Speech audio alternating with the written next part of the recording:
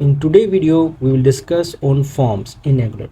In this video we will not do any practical work, we will only focus on theoretical parts. As forms are very important of Angular, so I decided to make a separate video on this to first explain you the forms.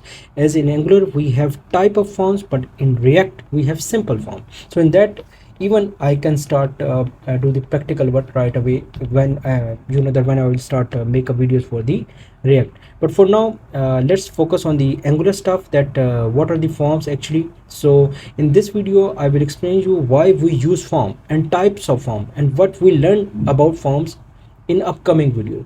And forms data flow. Let's start with this discussion that a form use. While using the form we submit any kind of information to database, but remember Angular cannot connect to the database, so we send data to API and API update the data. For example, in login, sign up, post, and the Google search is also a type of form. For instance, in a login page you just enter the information, user ID and password, and on the backend we have to send that information to the API, and the API could be written in a Nest.js, could be written in Node.js, and could be some other as well. So Angular is basically on the front end part that we are discussing. So for the beginners, that most of the beginners have a question that why Angular cannot connect with the database.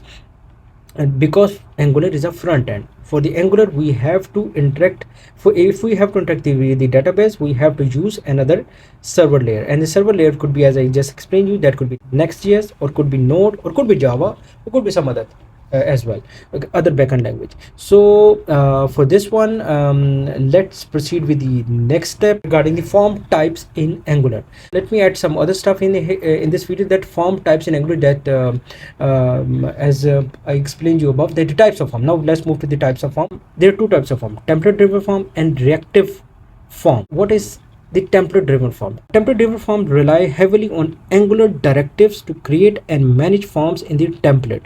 These forms simpler to use and are more declarative and usage, ideal for simple forms where you want to manage form validation directly in the templates. And what are the features for this? Angular automatically creates the form model, a representation of the form structure and data for you, and you can use Angular directives like ng model group, and ng form to bind from fields to the form model. Validation can be easily implemented using Angular built-in validation directives such as required, min length, max length, etc. You can use this. So I will give you the example of the template driven form, practical example, in my next video, as that will cover the practical part. So for now I'm not going to give you the explanation of the practical part here. Now we will move to the second part, that is a reactive form. And what is a reactive form? Reactive forms are more powerful and flexible. They are built programmatically in the component class using form control, form group, and form array. Usage, ideal for complex forms where you need more control over the forms data, validation, and interaction. And features, the form model is explicitly defined and managed in the component class. Form validation logic is also managed in the component class, allowing for complex validation scenario. Reactive forms provide better control over the forms data and validation because everything is managed in the component. Right, so I will give you the example of this reactive form as well in my practical example video. So now let's move to the key differences.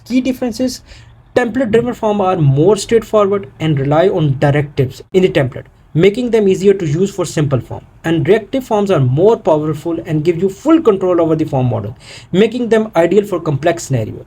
And validations on this, both approaches offer similar validation feature, but the way you implement them differs.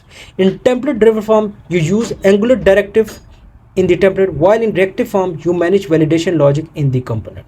Right, so in simple words, if you ask me that what is the key difference, you remember one thing: template driven form will be written here in the HTML file, and the reactive form will be written in the .ts file. All the control will be written here. So this is a simpler and right away difference, that we will write all sort of stuff for the template driven form in HTML, and for the reactive form we will define everything it here. Right, next thing is that what we learn in the forms: how to make forms, right, and how to get data from forms, how to add validation, and how to show error message, and how to call API, and how to show pre-fill forms. So I will also explain you that how we can pre-fill the forms as well in my upcoming video. And regarding data flow with the forms, remember the data flow in the forms will be from a template.